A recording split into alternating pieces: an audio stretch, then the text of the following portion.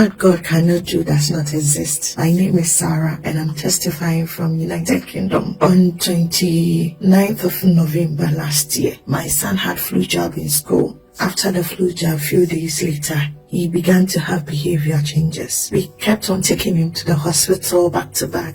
They keep on saying different things altogether until 1 week later, he had seizures in the house and we called the paramedics to pick him up. They came in, they took him to Midlands Metropolitan Hospital. There he did few tests and labs, and then they diagnosed him of NMDA encephalitis, which usually means inflammation of the brain. After starting treatment, they decided to refer him to the Birmingham Children's Hospital because they said they can't treat him there in the Midlands. So they have to take him to a specialized hospital for them to treat him. My boy is 5 years. My son is 5 years old.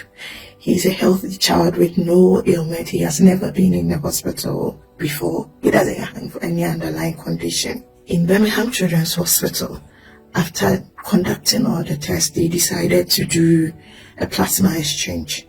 That is, taking off his blood plasma and then replacing it with a new one. So it's a kind of washing the blood to cleanse the blood. He will be in the hospital for 6 months, and then the whole treatment will take years. And sometimes you have to be disabled, meaning my child might not come back to us as he used to be. He might have challenges. So he might attend a special school.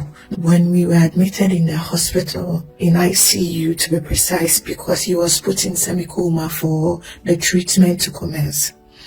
Anytime I go to the hospital, I would just play the "Oh Lord, show me mercy" beside him. I would just put it beside him and he would be playing. The second day, we didn't know what happened. He just went off. I will say that because he was already unconscious anyway. He just went off. His vitals and everything just dropped. He just went off. So literally since he died. So on that day, I just stand behind the bed because they pressed on the emergency button. So all the nurses, the consultants in the ICU came to the bedside to provide the emergency care. And behind the bed, I was standing there just praying, "Oh Lord, show me mercy. Oh Lord, save my child." And I was praying the earth prayer. So one of the consultants was just watching me, trying to explain whatever is going on. And I remember she saying, "Are you praying?" And I nodded. And the next time she said was, "Whatever you are doing, keep on doing because it's working. It's really working." All of a sudden, my son's vital, which had went off for 6 minutes, came back. And coming back, the shock thing of it all is that it didn't come back like a bit. It came back normal, like it came back even better. After the treatment, he started having seizures back to back. We were transferred from the ICU to the ward. And in the ward, it got worse. He was having seizures back to back. He can have seizures within 5 minutes. He can have about 30 to 40 seizures at a time. No rest. It was back to back. He wasn't walking. He wasn't talking. He was drooling from the mouth. So he was completely paralyzed, bedbound. So every morning when I'm listening to the prayers or I'm praying along, I would just pray that God, let my case be mentioned. I know that if my case is being mentioned, my son will recover completely. So one of the days, we were just praying, and all that I heard of encephalitis. I hear it, autoimmune encephalitis, autoimmune encephalitis. If you are the one, put it on the live stream. The devil is a liar. I announce, let it be reversed. And I was so happy that day.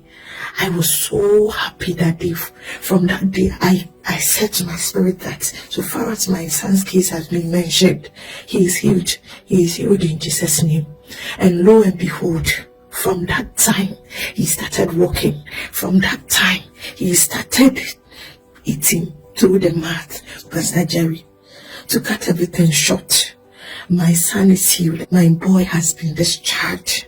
From that time you mentioned the case to today, he has never, ever had seizures again. Till now, he has never ever had seizures. He is now walking. He is now eating through the mouth. He is now talking. In fact, he sings. He now jump about, walk about. We went for review last week, and the doctors were so happy to the extent that they were just crying. They made a video of him just to show the other colleagues, and they were just saying, indeed, you keep on writing on the bed that what God cannot do does not exist.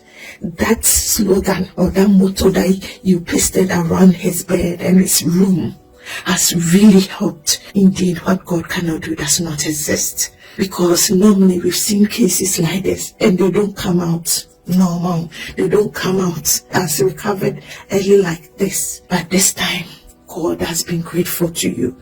Your son is healed. Like your son talks. He is playing with us. He is making sense in every conversation that we have with him. We never thought your son was that brilliant. Well done. God has done well. They were praising me, and I was telling them, it's not my doing. I can't do anything. Your medications that you gave him can't do anything. Because they said, yeah, at a point in time, we were doing try and error. But I said, this is not the doing of humans, it's the doing of God. Pastor Jerry, my son goes to school. He goes to normal school. His normal school. His teachers are like, no, we don't understand, because the report that the hospital gave us and what we are experiencing with him now is like somebody who has gone on holidays and returned, but not somebody who has had brain injury. Pastor Jerry, I don't know what to say. Let the oil on your head never grow dry. Thank you, NSPPD. What God cannot do does not exist.